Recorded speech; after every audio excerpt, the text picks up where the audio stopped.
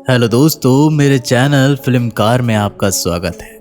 90s की हिंदी फिल्मों में अक्सर नज़र आने वाले एक गोरे विलन को आप भूले तो नहीं होंगे। किरदार हमेशा नेगेटिव रहते, कभी फाइटर बनकर आता तो कभी विलेन का खास आदमी। स्टाइल विलन होते हुए भी जिसकी पर्सनैलिटी बड़े बड़े हीरो पर भारी पड़ जाती।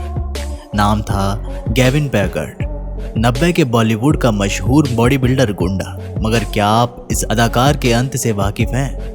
कैसे बॉलीवुड वाले ही उसकी भयानक मौत की वजह बन गए? चलिए आज हम आपको पूरा सच बताने जा रहे हैं, जिससे बहुत से लोग आज भी अनजान हैं। बॉलीवुड में कम ही अभिनेता ऐसे हुए जो नेगेटिव रोल करते थे, लेकिन हीरो की पर्सनैलिटी पर भारी पड़ जाया करते थे। 90 के दौर में विलन केविन भी उनमें से एक ही था। गोरा चिट्टा रंग, देखने में विदेशी लगा करता, असल में वे विदेशी मूल ही थे।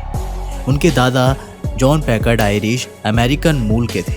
वो यूएस आर्मी के सदस्य हुआ करते थे। एक बार वो बेंगलोर आए तो उनको भारत इतना भा गया कि वो यहीं बस गए।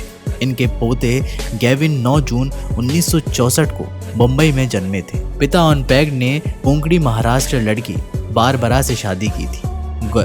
गेविन 5 भाई बहनों से सबसे बड़े थे।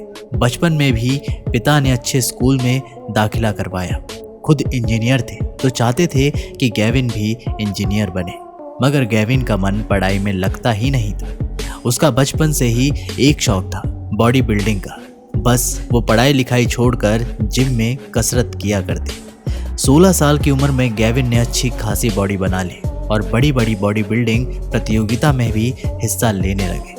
स्टेट से लेकर नेशनल लेवल पर खूब अवार्ड जीते और कुछ ही समय में बतौर बॉडी बिल्डर उनका अच्छा खासा नाम हो गया। अब गेविन बॉडी बिल्डर से बॉलीवुड कैसे पहुंच गए, ये किस्सा सुनाते हैं। हुआ ये कि इनके दोस्त अक्सर कहा करते कि तेरी बॉडी इतनी अच्छी है, हिंदी भी खूब बोल लेता है, फिल्मों में क्यों नहीं कोशिश करता। गेविन को भी लगा कि बात तो सही है। बस अगले ही दिन से फिल्म मेकर्स के ऑफिस के चक्कर काटना शुरू कर दिए। प्रोड्यूसर, डायरेक्टर्स सब से मिलते, सब बॉडी की खूब तारीफ करते, मगर अफसोस काम कोई नहीं देता। साल भर तक दौड़ते रहे। फिर एक दिन रूठी किस्मत ने साथ दिया। साउथ फिल्मों के डायरेक्टर हसन की नज़र इनकी फ़ोटो पर पड़ी तो अपनी एक फिल्म में छोटा सा रोल दे दिया। 1980 में आई वो फिल्म थी बैंज वासु। इसके बाद बस एक और फिल्म में काम मिला। रोल अच्छे नहीं मिल रहे थे तो वापस बॉडी बिल्डिंग में बिजी हो गए। फिर एक दिन किस्मत ने दोबारा दस्तक दी। 1987 की बात है। मशहूर डायरेक्टर प्रियदर्शन एक फिल्म बना रहे थे। एक बार उनकी नज़र बॉडी बिल्डिंग करते हुए गेविन पर पड़ गई। उनको वो पसंद आ गए। प्रियदर्शन ने गेविन को मिलने के लिए बुला लिया। गेविन के पहुंचते ही फिल्म ऑफर कर दी और फिल्म 1988 में आई आर्यन, जिसमें उनको मार्टिन का दमदार किरदार मिला था। यहीं से साउथ इंडस्ट्री में उनका नाम हो गया।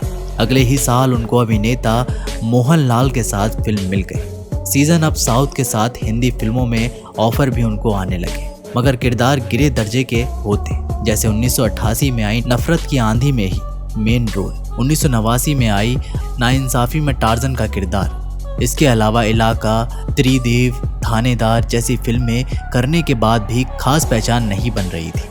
गेविन किसी ऐसी बॉलीवुड फिल्म के लिए तड़प रहे थे जो हिंदी जगत में उनकी पहचान बना दे, लेकिन कोई ऑफर नहीं आ रहा था। फिर एक दिन अचानक वो फिल्म आई जिसने उसका नसीब पलट दिया। महेश भट्ट संजय दत्त के साथ एक फिल्म बना रहे थे। उनको संजय से टक्कर लेने वाले एक विलन की ज़रूरत थी।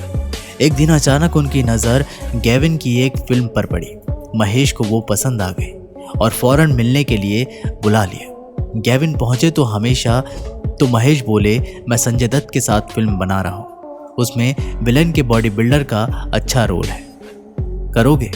महेश जी के साथ काम कौन मना करता, बस फौरन हाँ बोल दी। 1991 में फिल्म आई सड़क। सदाशिव अमरापुर का मेन विलन और गेविन उनके बॉडीगार्ड। फिल्म में संजय दत्त और गेविन की ज़बरदस्त टक्कर दिखी। संजय भले ही हीरो, मगर गेविन की पर्सनैलिटी उन पर भारी लग गई।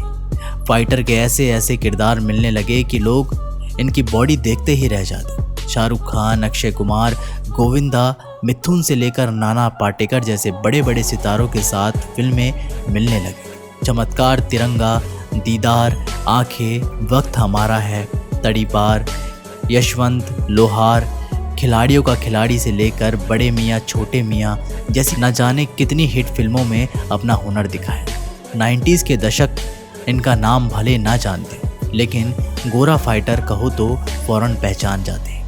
सफलता के शिखर पर चढ़ते गेविन ने एल्विन नाम की लड़की से शादी कर ली। दोनों की 2 बेटियां हुई, एरिका और कैमिली। सब कुछ बहुत अच्छा चल रहा था, जिंदगी में सब कुछ था, मगर फिर शायद किसी की नज़र लग गई और अचानक बदकिस्मती ने दामन थाम लिया। 90 का दौर खत्म हुआ तो जैसे गेविन का करियर भी खत्म होने लगा।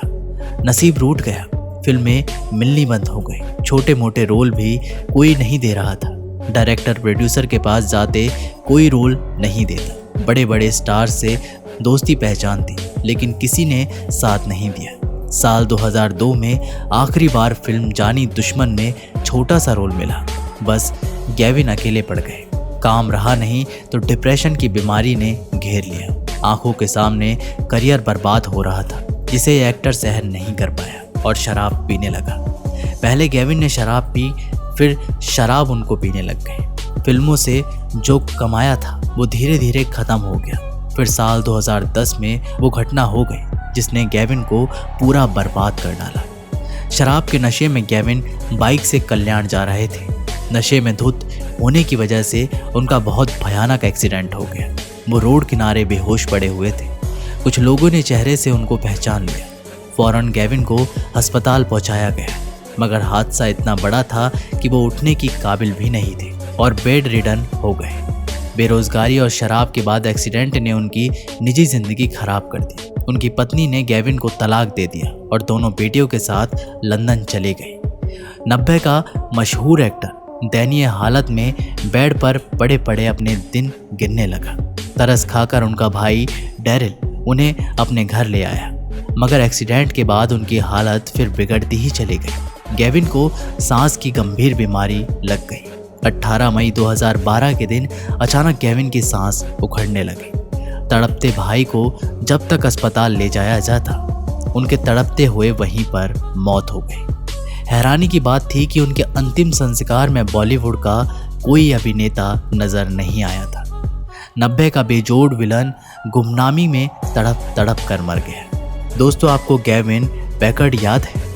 वह आपको कैसे लगते थे? उनकी कोई फिल्म या रोल आपको पसंद आया हो तो हमें कमेंट में ज़रूर बताइएगा। ऐसी ही और स्टोरीज को जानने के लिए आप हमारे चैनल फिल्मकार को सब्सक्राइब भी कर सकते हैं। बस बेल आइकन दबाना मत भूलिएगा।